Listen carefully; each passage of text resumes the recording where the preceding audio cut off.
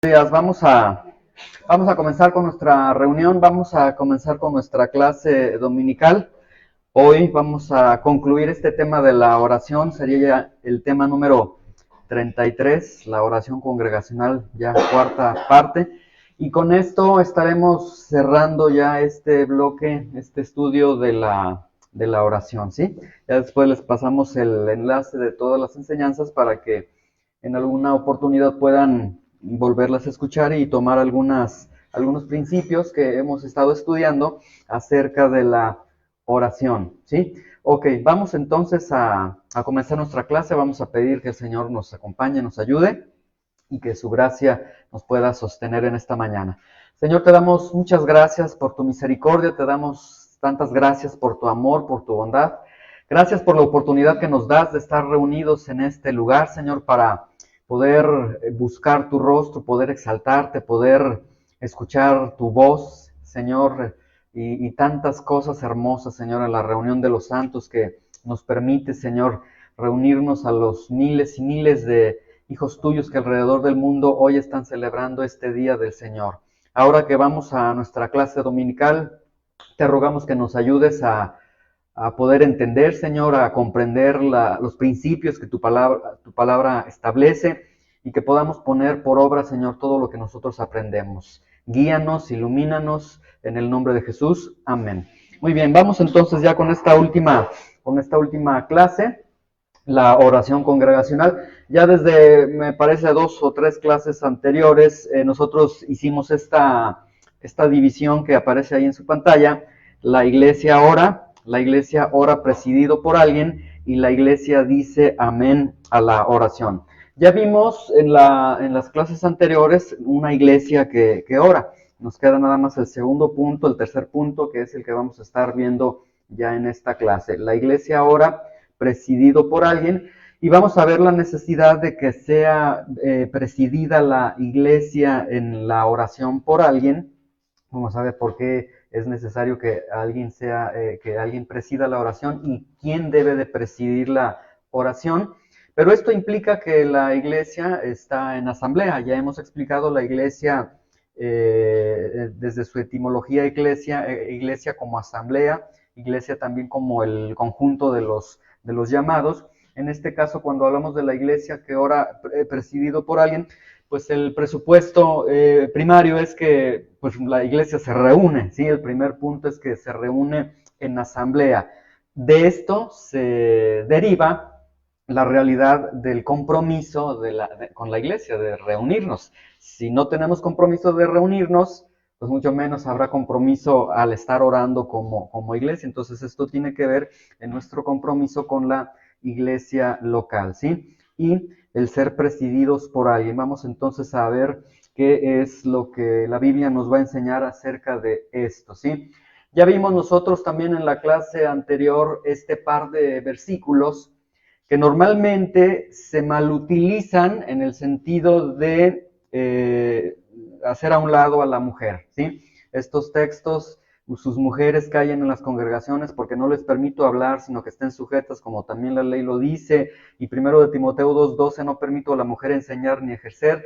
Ya lo vimos en la clase anterior, ocupamos toda una clase para explicar estos textos, y llegamos a la conclusión de que no son textos que van a hacer a un lado a la mujer. Tiene que ver con ese deseo, ese autodeseo de proclamarse la líder, la que va a gobernar, la mujer, y va en otro sentido, pero no tiene nada que ver en cuestión de hacer a un lado a la mujer. Ok, ya con estos textos que nosotros analizamos y que vimos que no tiene nada que ver con ello, vamos entonces a encontrarnos con 1 de Timoteo 2:8, en 1 de Timoteo capítulo 2, del versículo 1 al versículo 8, también explicábamos que el apóstol Pablo regula la oración congregacional.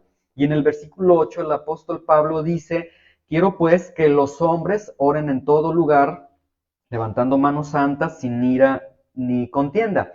Y aquí entonces aparece una indicación que vamos a ver si va en este sentido o no va en este sentido, porque de una manera espontánea, rápida, la mayoría dice, bueno, es que aquí si el apóstol Pablo está regulando la oración en la iglesia, esta oración congregacional, él está diciendo que quiero pues que los hombres oren en todo lugar. Entonces se podría llegar a la conclusión de decir, solamente quien va a presidir la oración en la iglesia local serán los hombres, solamente, ¿sí? Y como que todo lo que vimos en los versículos anteriores, toda esa explicación que dimos se desvanece porque finalmente con 1 de Timoteo 2:8 el apóstol Pablo está diciendo los hombres nada más, las mujeres entonces quedan excluidas, ¿sí? Pero vamos a ver algunos otros textos para ver que realmente no es el sentido que le está dando el apóstol Pablo, y no es el sentido porque hay otros textos que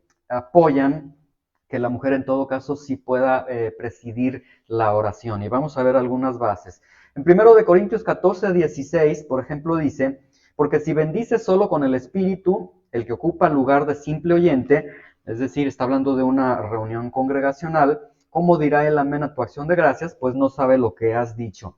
Y aquí, obviamente, el contexto es este desorden que se había dado con el don de lenguas, este desorden de estar orando incluso en una lengua que no entendían los demás, pues en qué momento van a decir amén a tu oración. Pero aquí el punto que quiero llamar su atención es que este texto, esta regulación no está distinguiendo entre si son hombres o hombre-mujer, ¿sí? Sino que ahí nos da, por el contexto, es toda la iglesia, entonces son hombres, mujeres. Romanos capítulo 12, versículo 4 al 6, cuando el apóstol Pablo habla de la iglesia local, de los miembros, vean que tampoco distingue entre hombre y mujer. Dice, porque de la manera que en un cuerpo tenemos muchos miembros, pero no todos los miembros tienen la misma función. Entonces me está hablando de muchos miembros, hombre, mujer, que tienen múltiples funciones. Mujer, hombre tienen funciones dentro de la iglesia. Así nosotros, siendo muchos, somos un cuerpo en Cristo y todos miembros los unos de los otros. De manera que, teniendo diferentes dones, quienes la muchedumbre, hombres y mujeres dentro de la iglesia en asamblea, según la gracia que nos es dada, si el de profecía, úsese. Y aquí entonces el apóstol Pablo está estableciendo que en la iglesia hay muchos miembros, que entre esos miembros está el hermano tal, la hermana tal, hermano tal, hermana tal. Luego dice, a cada uno de ellos se les repartieron dones espirituales, dones de la gracia, etcétera, dones de servicio. Y luego dice, versículo 6, el que tiene dones, úselos.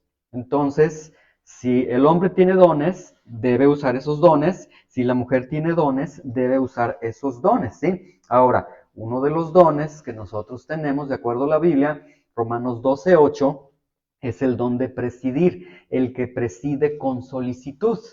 Vamos a ver un poquito rápidamente este don de presidir, a qué se refiere, y vamos a ver que sí alcanza, que de una manera muy clara, puede alcanzar incluso a la figura de la mujer, ¿sí? La palabra presidir es un término que en el Nuevo Testamento viene de proestemi, que significa estar delante, y este estar delante se toma en la gramática griega del que va manejando en la embarcación, del que lleva el timón, o sea, del que está guiando.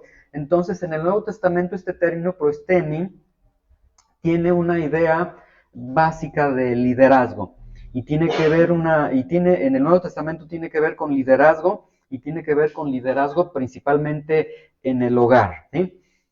Primero de Timoteo 3:4 y 3:5 nos habla de este liderazgo que se va desarrollando en el hogar, que gobierne bien su casa, como si no sabe gobernar su propia casa, cómo va a cuidar de la iglesia de Dios. Entonces, de un liderazgo en el hogar, ¿sí? Los diáconos sean maridos de una sola mujer, que gobiernen bien a sus hijos, etcétera. Y también este término proistemi en el Nuevo Testamento nos habla de cierto liderazgo también en la iglesia, o sea, un liderazgo que comienza en la casa, que se desarrolla en la casa y que se va trasladando también a la iglesia, ¿sí? Primero de Corintios 12:28, a unos puso Dios en la iglesia, primeramente apóstoles, luego profetas, los tercero maestros, luego los que hacen milagros, después los que sanan, los que ayudan y los que administran, que en el sentido original dice los que presiden, o los que gobiernan, perdón, ¿sí? Los que tienen don de lenguas. Primero Timoteo 5:17, los ancianos que gobiernan bien. Ok, entonces este liderazgo, este proistemi, este guiar, este liderazgo se genera en el hogar, se genera en la iglesia, ¿sí? Y esto, bueno, ahorita lo estoy mencionando para llegar al punto al que quiero llegar. Esto genera o se va a visualizar a través de estas características: responsabilidad, servicio y compromiso. Alguien que ejerce un adecuado liderazgo desde el hogar y luego en la iglesia es alguien que podemos ver es alguien responsable, servicial y comprometido, ¿sí? Entonces, cualidades, responsabilidad, servicio y compromiso que son muy necesarias en la iglesia y que así con ojos cerrados en la iglesia, quien es responsable, quien es servicial, quien es comprometido, normalmente, dicen algunos comentaristas bíblicos de este texto, ellos normalmente terminan en lugares de liderazgo por las características que ellos están desarrollando, ¿sí?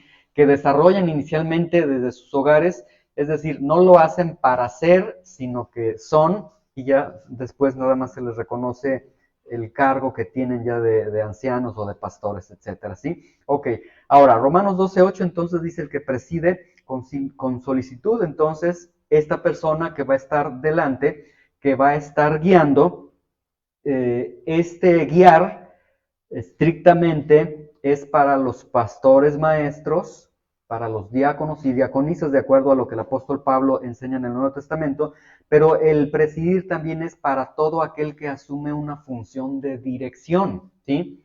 No importa macro, micro, esa función de dirección, esa persona está ejerciendo a través de un don espiritual que es el don de presidir y él está entonces guiando en ese momento, ¿sí? Vamos a pensar en la oración.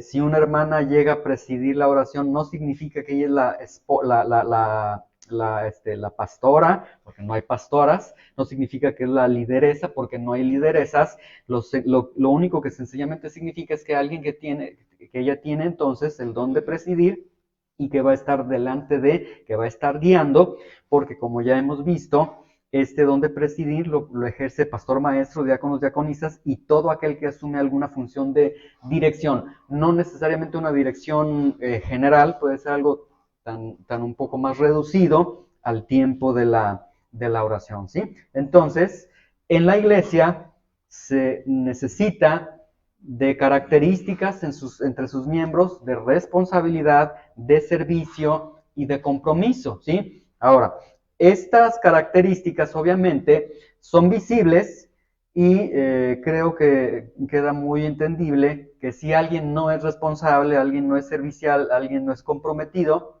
pues ni siquiera se pensaría en la oportunidad de decir, a ver, vamos a pedirle a este hermano o a esta hermana que se encargue del tiempo de la oración, ¿sí? Porque necesitamos primero ver responsabilidad, servicio, compromiso. Si no hay esto, no sería saludable, y ahorita voy a explicar por qué no sería saludable. Es decir, no es saludable al azar, de manera espontánea. Vamos a orar, vamos a comenzar con nuestro tiempo de oración. Tenemos 10 minutos para orar. A ver, tú hermano, pásale a orar. Si no, nosotros vemos en él responsabilidad, servicio, compromiso, mejor ni lo invitemos, porque nos podemos llevar algunos chascos, ¿sí?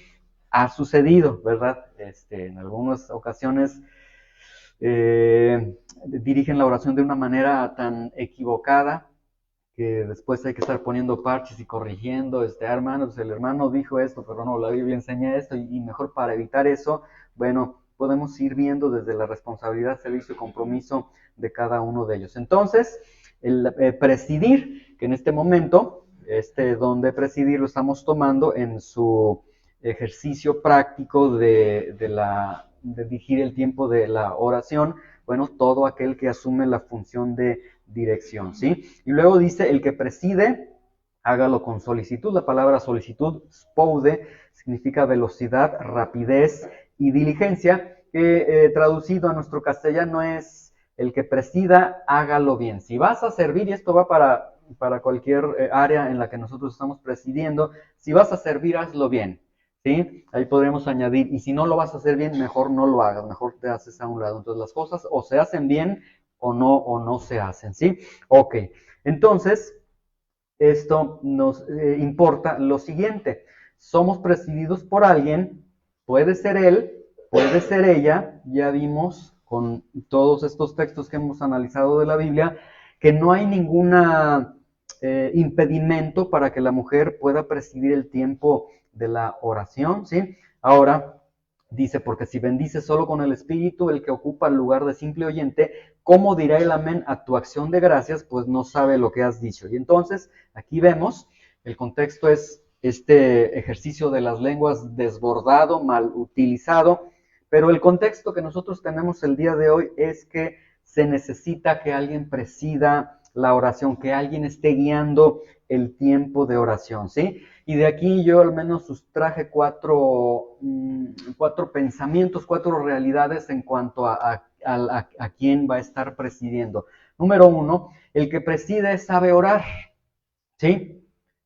Porque en verdad le digo, se pueden llevar unos chascos. El que preside, necesitamos nosotros, pues a través de estas características, responsabilidad, compromiso, servicio, pero es necesario que sabe orar esta persona. El que preside sabe guiar en oración, ¿sí? El que preside supervisa la oración. ¿Qué es supervisar la oración? Ahora sí que, como dicen, un ojo como al gato y otro al garabato. Estás orando, ciertamente, pero el que preside, pues no puede encerrarse en esa privacidad con Dios porque pues está guiando a la iglesia. Entonces, está en contacto con Dios, está supervisando y él tiene que estar supervisando entonces esta oración. Si las personas están hablando, hermanos, volvamos a orar, no sé, o sea, él tiene que estar supervisando. Y el cuarto punto, que es muy esencial, el que preside es comisionado para ello, se le encarga, hermano, ore por ello. Entonces, aquí se desvirtúa esa idea de que toma un liderazgo de manera automática, de manera inicial, y que por su propia voluntad ella quiere imponerse. No, porque alguien podría decir, pero ¿cómo es que pones a una mujer a orar cuando la Biblia da estos textos? Bueno, ya vimos el sentido de los textos mal utilizados, pero aquí el punto es que sí, ella va a orar, va a tener este tiempo de guiar el tiempo de la oración, porque se le ha encomendado esa función a ella, ¿sí? Hemos visto su responsabilidad, su compromiso, sabemos que sabe orar, que puede guiar la oración, que va a supervisar, etcétera. Entonces, en ese sentido, todo se hace bajo una autoridad totalmente correcta delante de Dios, delante de la Escritura, ¿sí? Ok. Entonces, ¿qué sucede con 1 de Timoteo 2:8 cuando el apóstol Pablo dice, quiero pues que los hombres oren en todo lugar? ¿No será que entonces el apóstol Pablo se estaba refiriendo ahí a que sean los hombres los que tienen que dirigir solamente el tiempo de la oración, ahora que estamos hablando de la oración? Pero no, estrictamente no está significando eso. ¿Por qué? Porque el apóstol Pablo, desde 1 de Timoteo capítulo 1-2, para llegar al 3, se está perfilando a hablar del ministerio del pastor. Entonces, en algún momento, él por eso se está refiriendo más a los hombres, pero ya hasta el capítulo 3, él ya dice, pero el ministerio pastoral es para los hombres solamente, y empieza a dar ya los requisitos que le da para cada uno de ellos. No excluye a la mujer. Y de hecho, es un dolor de cabeza que el apóstol Pablo habla incluso de las diaconisas. Algunos han querido interpretar este texto diciendo, se refiere a las esposas de los diáconos, pero en un estudio serio, bajo la estructura griega, resulta que el apóstol Pablo sí estaba hablando del grupo de las mujeres, de las diaconisas, ¿sí? Entonces, ese sería ya otro tema cuando abordemos el tema de los ministerios dentro de la iglesia, ¿sí? Ok, entonces la iglesia ora presidido por alguien. Vamos al último punto. Y el último punto, a veces se entiende que es así como la parte menos importante o la parte más pequeñita dentro de la oración, que es la iglesia dice amén a la oración, ¿sí? Entonces, si se han fijado que se ora, termina el predicador de predicar, se termina de orar, Señor, damos gracias en el nombre de Jesús, y la iglesia, amén, amén, dice amén. Ese amén está en la Biblia, ese amén tiene su porqué, y vamos a ver en esta mañana de una manera muy rápida, o sea, no nada más es Es que a veces este amén lo toman como que algunos creyentes se duermen en la oración y cuando empiezan a escuchar palabras que ya están terminando la oración, como que ya despiertan, amén. Y ya de manera, o sea, el amén es como el abrir los ojos, ya, se acabó. No, ese no es el amén. La iglesia dice amén a la oración, dice, porque si bendices solo con el Espíritu, el que ocupa el lugar de simple oyente, ¿cómo dirá el amén a tu acción de gracias? Pues no sabe lo que has dicho. Vamos a ver entonces, la iglesia dice amén, y esta es una responsabilidad de la iglesia. Miren, el término amén viene del hebreo amán. Este término amán es una validación, es una afirmación, ¿sí? Cuando se decía así es, así será, etcétera, era el término amán. De ahí se translitera, y de hecho el término amén es impresionante. Estaba leyendo que casi en todos los idiomas tiene la misma fonética, o sea, como que tiene la misma, es una palabra que se hizo universal en todas las lenguas. Ahora, este amén, en el Antiguo Testamento usted puede ver que con este amén se cerraban todas las oraciones, todas las proclamaciones que hacían los sacerdotes, los reyes, dice, y el pueblo dijo amén, y grande la misericordia de Dios, amén, y el pueblo dice amén, etcétera. Entonces se cerraba. Ahora ven, con mucha atención, amén siempre se decía al final desde el Antiguo Testamento, porque era una afirmación, una validación, era decir, sí, efectivamente esto es así, ¿sí? Una manifestación de veracidad, de conformidad con lo que se había dicho, ¿sí? Siempre citada al final de una oración. Ustedes van desde el Antiguo Testamento, siempre citada al final de la oración. Es decir, el amén entonces para los hebreos, para los judíos, no era nada más terminó el discurso, terminó la oración, digo amén, no, sino que ellos cuando lo decían en un sentido de, es cierto lo que acaba de decir, es verdad, así es auténtico, así será, etcétera, ¿sí? Ahora, hay algo que sucede con el Señor Jesucristo. Él viene a esta tierra y Él es el único hombre que no usó el amén al final, sino que lo usó al principio, ¿sí? Entonces, esto tiene mucho que ver ¿por qué lo hizo el Señor Jesús? De hecho, en Apocalipsis 3:14, a Él se le describe, a Él se le identifica como el amén, ¿sí? Dice, he aquí el amén, el testigo fiel y verdadero. O sea, Jesús, él mismo es el amén. Antes, amén era una proclamación que se hacía al final de oraciones, discursos, pero resulta que el amén se hace carne y viene en la persona del Señor Jesucristo. ¿Y qué significa esto?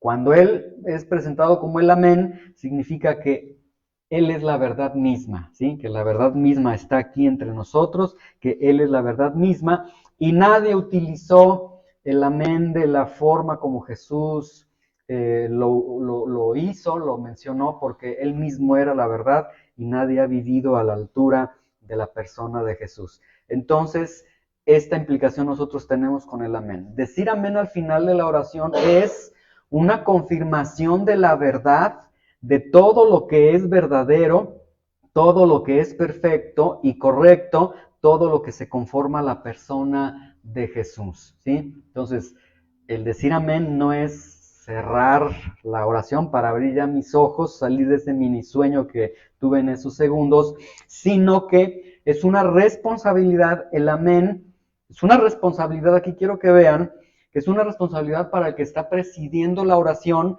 que todas las palabras que él está dirigiendo en oración, todo esté en base a la verdad de la palabra de Dios, en base a la verdad de la persona del Señor Jesucristo, que todo se conforme al Señor Jesucristo.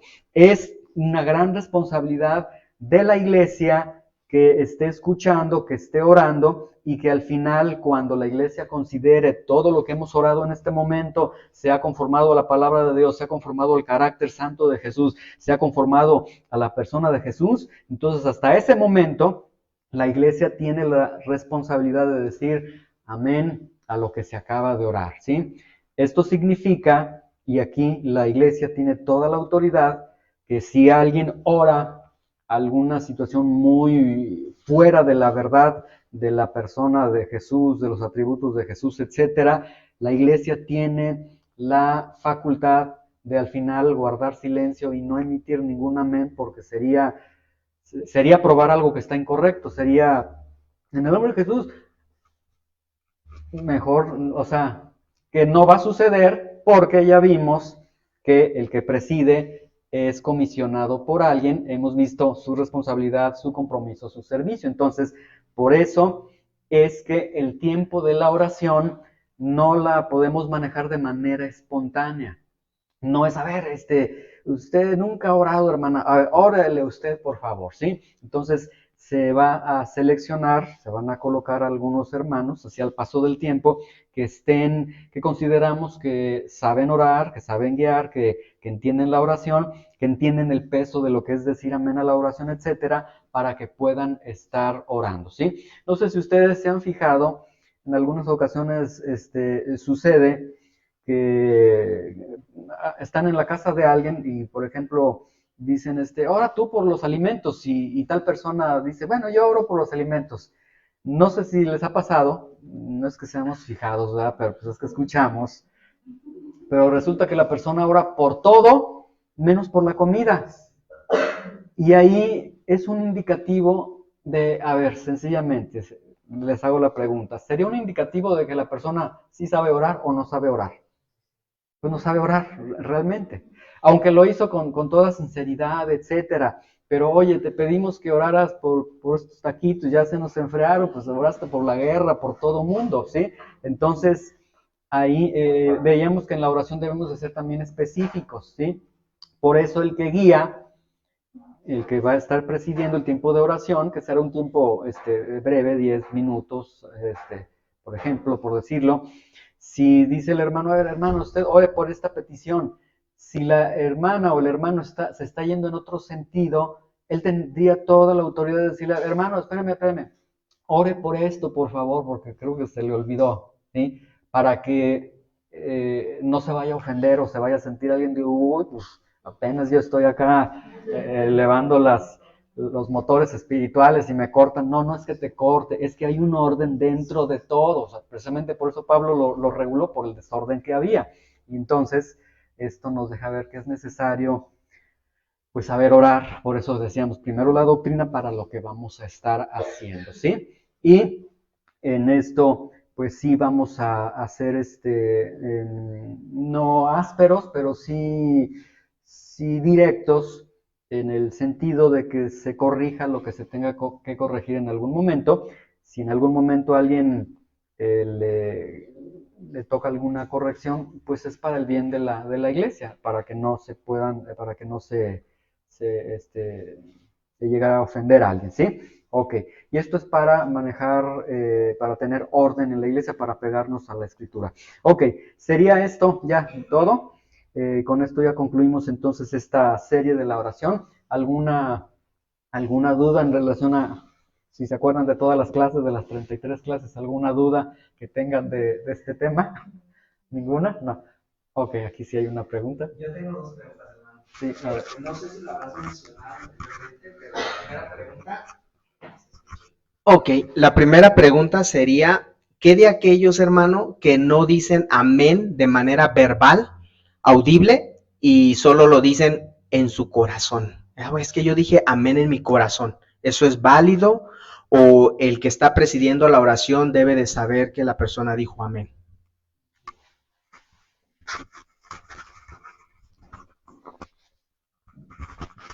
Ok, muy buenas preguntas. La Biblia establece, con lo que hemos visto del apóstol Pablo, establece orden.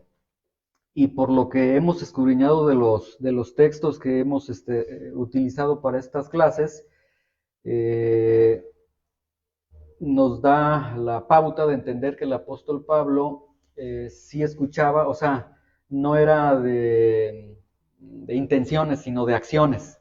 Entonces, aquí el punto sería ver por qué el hermano por qué no está hablando, ¿sí? A lo mejor tiene alguna situación que le impide articular de manera sonora sus palabras.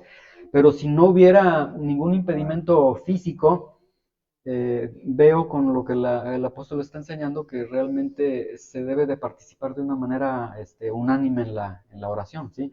Es decir, si alguien tiene algún problema en la garganta, pues no va a hablar, se entiende. Pero si está bien el hermano, pues sí hablar con él, oye, por qué no hablas? Por qué no articulas? ¿Por qué no alcanzamos a escuchar tu participación en la oración? Y habría que ver cuál sería su respuesta. Así que puede ser muchas razones, pero sí sería un indicativo como de no estar de acuerdo en lo que están haciendo. O sea, yo así si veo al hermano que está sano, que está completo, y que cuando ya estamos cerrando la oración, o sea, todos los veo que dicen amén, y él es el único que lo veo así. A ver, hermano, ¿qué está sucediendo contigo? Hay algo que te está incomodando, o no entiendes algo para ver qué ha sucedido. Pero veo que, pues, si el apóstol reguló la participación, pues hay que participar, ¿sí? Sería eso lo más saludable. El tiempo de la oración congregacional es oración congregacional, no es oración personal, porque también suele suceder, por ejemplo, suele suceder en el tiempo de la administración a Dios a través de los cantos de alabanza, porque yo he estado en algunas iglesias que yo veo que ahí algunos en vez de estar alabando a Dios se hincan y empiezan a orar. No es el tiempo para que busques a Dios de manera personal, es para que juntamente con la iglesia estés alabando a Dios. Cuando estamos orando, entonces también es para, si vamos a orar por tal necesidad, es el tiempo de orar por tal necesidad, ¿sí?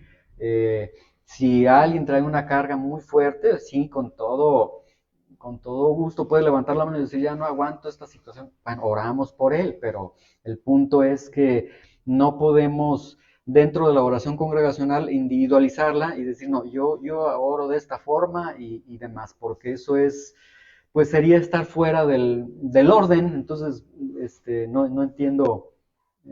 Bueno, si eres parte de este cuerpo, de esta iglesia, sí, entonces pues vamos a hacer esto, lo estamos haciendo en este momento, ¿sí? Sí queda claro ese punto para que no haya, esos detallitos que vienen a ser molestos para la persona, pero se deben de hablar con la persona. Yo iba, por ejemplo, con un hermano a dar algunas clases y yo me fijaba que había un hermano que tenía esta costumbre. Él llegaba siempre ya en el tiempo de la alabanza, de la oración, él llegaba y llegaba directo, se arrodillaba en su silla y ya de ahí, a veces hasta terminar el tiempo de la alabanza y él ya se sentaba. O sea, como que yo decía, bueno, sí, una cosa es que llegas tarde, ok, entiendo que llega tarde y como que, ay Señor, ya llegué, no sé, que se pone en comunión con Dios, pero se le olvida que está en comunión con la iglesia, ¿sí? O sea, que no se den esos aires como de espiritualidad porque pues ya llegaste tarde. Incluso esto también, cuando llegues tarde, pues llegas tarde, lo menos que puedes hacer es empezar a saludar a todos, porque hay algunos que quieren, ¡hey, ¿cómo estás? Y empiezan a saludar. No, si ya llegaste tarde, así ya te sientas y tratas de conectarte a lo que estamos realizando como iglesia, ¿sí? Entonces, hay varias situaciones que sobre la marcha se irán corrigiendo y que serán necesarias señalar en algún momento, ¿sí? Yo espero que no, que sean mínimas o que de plano no haya, ¿sí? Ok, ¿alguna otra duda? ¿Sí? En relación al amén, se mencionaba que es obviamente una afirmación de lo que se está escuchando. La pregunta es esta, hay dos grupos, normalmente se ve mucho en los grupos de los nuevos reformadores, por así decirlo, que cuando te escuchan decir amén, incluso en una predicación, te miran mal, porque dicen, es que no es hora de decir amén. ¿Cómo que vas a estar diciendo amén, amén a todo lo que está diciendo el predicador? Y está el otro grupo extremista que para todo dice amén, que normalmente se ve en los grupos pentecostales, carismáticos. Entonces, la pregunta es, ¿Es correcto decir amén en una predicación cuando tú estás escuchando algo?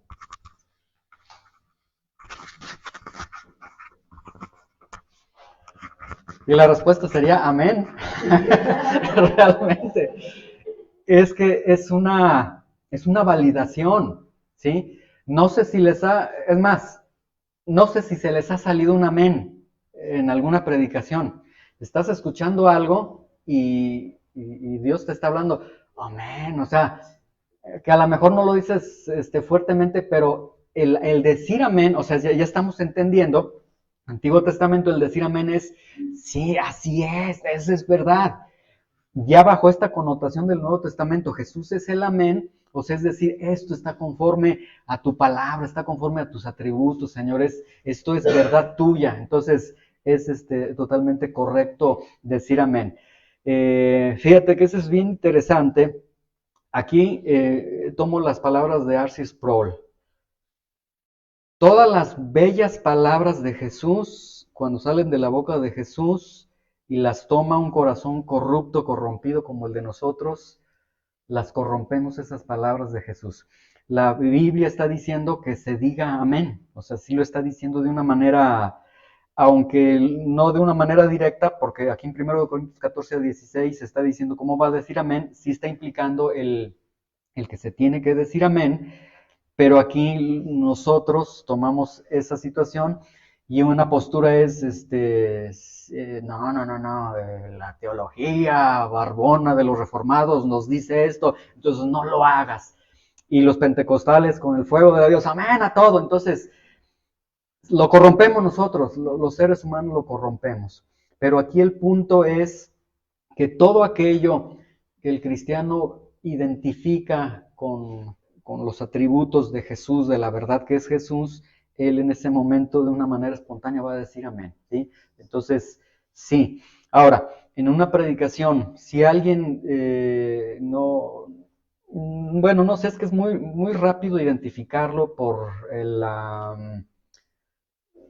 sonoridad que tiene el amén y por la forma de hablar, como que, bueno, no sé si solo me sucede a mí, pero podemos identificar cuando la persona es honesta, porque como que hasta se oye muy así, como que hasta te contagia, tú dices, sí, amén, o sea, como que te contagia. Pero cuando una persona son de esas, hermanos, vamos a comenzar nuestra predicación, amén. El Señor dice en su palabra, abran su Biblia, amén. Y vemos que a cada rato, amén, amén. Vemos que ya es de una forma muy mecánica, incluso yo a veces las características veo es que el lenguaje corporal que tienen es muy montado, su voz cambia, y yo siempre me he preguntado por qué lo dicen en una voz tan fuerte como que se quieren lucir. Entonces, bueno, allá Dios y ellos saben lo que sucede, pero el verdadero amén, podremos decir que el verdadero amén se puede identificar, y aquí no, yo creo que no habría límites. Si el Señor nos está hablando en una predicación, por ejemplo, pues el cristiano sí puede estar diciendo amén, amén. Y si hay algo que le está tocando, a lo mejor sí, amén, no sé, puede incluso levantar la voz, pero sí es creo que sí es muy identificable esa postura, ¿sí? Yo creo que aquí nada más hay que cuidar el desorden, ¿sí? Porque sí, como les digo, eh, mm, hay situaciones y puede distraer incluso al predicador. Eh, en alguna iglesia a la que yo asistí a dar unas enseñanzas, al momento de predicar yo ni había dicho nada así que fuera con un contenido muy alto de doctrina, y ya estaba escuchando que amén, amén. Yo hasta decía, ¿de dónde sacarán tanto amén? Pues no es, pero aquí la situación es, sí es correcto decir amén. Creo que sí, bueno, sí se debe decir amén, pues está regulado. El cuándo, el cómo, el por qué, ya sería de cada creyente, pero la medida sería Jesús, que esté apegado a los atributos de Jesús, que se conforme al Señor Jesucristo, ¿sí? Ok. ¿Alguna duda más? ¿Sí? Sí, ok, para que se escuche. Gracias, es muy sencilla. Bueno, a mí personalmente me ha tocado que yo sea amén, a lo que tengo entendido también significa así sea o así es. Entonces, yo por lo general, bueno, no por lo general, pero como que suelo decir así sea en vez de amén, o a veces me sale más así el así sea. Es como que hasta la gente voltea así como de, ¿por qué no dices lo mismo? No sé si estoy haciendo algo mal o está correcto que diga así sea. Es totalmente, es totalmente correcto. Aquí el punto es que el amén, ya como vimos, amén significa una certeza, no lo atino, es una certeza, y una certeza tan grande que es un decir así será, porque de hecho amén también significa así será. Lo que está sucediendo contigo es que tú eres versión Dios habla hoy. O sea, tú lo estás diciendo ya el sentido, el sentido de lo que significa, ¿sí? Sería, por ejemplo, lo que sucede. La oración dice que todo lo que pidan en el nombre de Jesús. Y orar en el nombre de Jesús no significa que al final digamos, en el nombre de Jesús. No, que la oración sea en el carácter de Jesús. Entonces, podemos incluso terminar una oración, Señor, te damos gracias, amén. Y no dijimos en el nombre de Jesús, pero si es una oración conforme al carácter de Jesús, es una oración que Dios está escuchando. Entonces, de hecho, sería lo ideal para los cristianos, o sea, para nosotros que estamos acá en este lado del charco, que no somos de allá de una cultura judía. Entonces, pues el decir sí, así sea, así es, Señor, o sea, decirlo ya en nuestra lengua, se guarda el sentido original, sería lo más correcto, ¿sí? O sea, sería bueno. Entonces, ahí pues, incluso ya si abren los ojos los que tienes a los lados, pues diles, pues es que amén significa así sea. Yo ya soy Grecia, versión Dios habla hoy. Usted es versión 60, ¿verdad? Ok. ¿Alguna duda más? Queda claro. Bueno, el siguiente domingo pues, ya estaremos indicándoles la mecánica que vamos a tener para la estructura del tiempo de oración que vamos a añadir en nuestra reunión, ¿sí? Y vamos entonces a concluir, vamos a darle gracias a Dios y pasamos ya después a nuestro tiempo de alabar al Señor. Señor, te damos gracias por tu presencia, te damos gracias porque nos permites aprender de tu palabra. Gracias, Señor, por cada uno de estas clases que nos permitiste. Ahora ayúdanos a ir al lugar privado de la oración, Señor, cada uno de nosotros, a la oración congregacional, Señor, y sé tú exaltado, Señor, que todo esto que hemos aprendido lo podamos poner por obra, Señor, podamos nosotros desarrollar, Señor, esta disciplina de la piedad, este instrumento, Señor, para acercarnos a ti, Señor, a través de la oración. Decía un teólogo algo que me gustó mucho y él decía, es en la oración donde el único lugar donde nosotros podemos tocar la omnipotencia de Dios y tiene razón, Señor, porque a través de la oración podemos ver al Dios Todopoderoso que puede obrar a favor de nuestras necesidades, a favor de los necesitados, a favor de tantas cosas, un Dios que obra y que se mueve, Señor, que tiene relación con sus hijos. Te damos muchas gracias en el nombre de Jesús. Amén.